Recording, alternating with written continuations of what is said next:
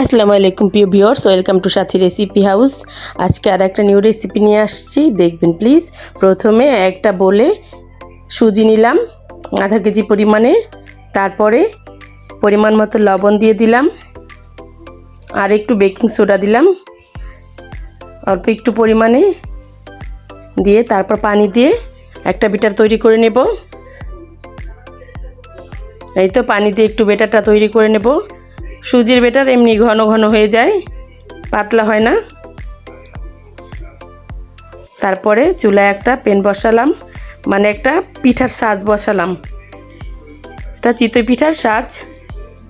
তারপরে এভাবে ব্যাটারটা আগে সাজটা তেল ব্রাশ করে নিয়েছিলাম। তারপরে ব্যাটারগুলো অল্প অল্প পিঠার আকারে ঢেলে দিলাম, দিয়ে ঢাকনা দিয়ে ঢেকে কিছু সময় অল্প আঁচে একদম চিতই পিঠা বার তৈরি করে নিলাম। তারপরে পিঠাগুলো এখন সেদ্ধ হয়ে গেছে, এখন তুলে ফেললাম।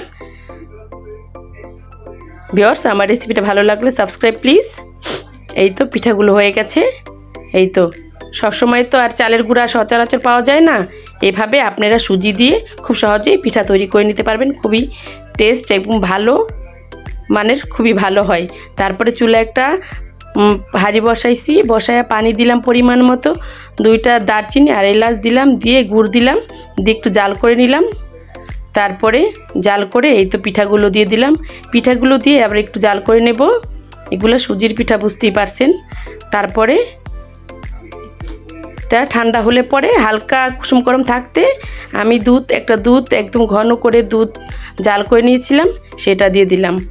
আগে দিলাম না, গরম থাকতে দুধটা ফেটে যাবে, সেই জন্যে।